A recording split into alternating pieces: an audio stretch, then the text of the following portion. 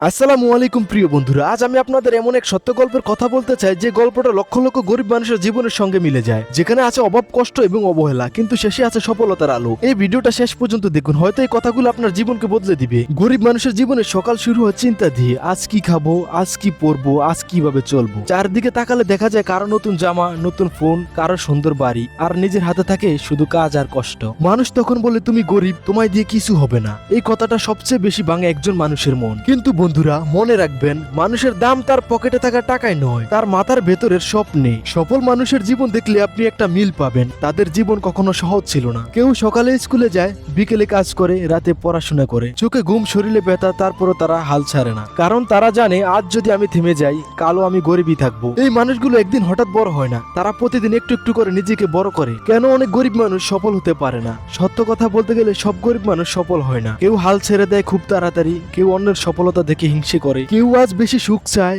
কাল কি হবে সেটা নিয়ে ভাবে না, কেউ বলে আমার দ্বারা হবে না। এই একটা বাক্য, আমার দ্বারা হবে না, এটাই হাজার স্বপ্নকে মেরে ফেলে। আপনি যদি সত্যিই গরিব থেকে সফল হতে চান, তাহলে চারটি নিয়ম মনে রাখুন। নাম্বার 1, নিজের প্রতি বিশ্বাস রাখুন। আজ কেউ বিশ্বাস না করলেও সমস্যা নেই, আপনি নিজে যেন নিজের উপর বিশ্বাস না হারান। নাম্বার 2, কষ্টকে ভয় পাবেন না। কষ্ট ছাড়া সফলতা কেউই পায় না। আজ যত বেশি কষ্ট, কাল তত বেশি সম্মান। নাম্বার 3, আল্লাহর উপর ভরসা রাখুন। আপনি পরিশ্রম করবেন, ফল দেওয়ার দায়িত্ব আল্লাহর। আজ আপনি গরিব, এটা লজ্জার কিছু নয়, কিন্তু গরিব হয়ে যদি আপনি চেষ্টা না করেন, তখন সেটা লজ্জার। মনে রাখবেন, যে আজ কষ্ট সহ্য করতে পারে, সে কাল সবার আগে হাসে। আপনি যদি চান আপনার ভবিষ্যৎ বদলাক, তাহলে আজ থেকে নিজেকে বদলাতে শুরু করুন।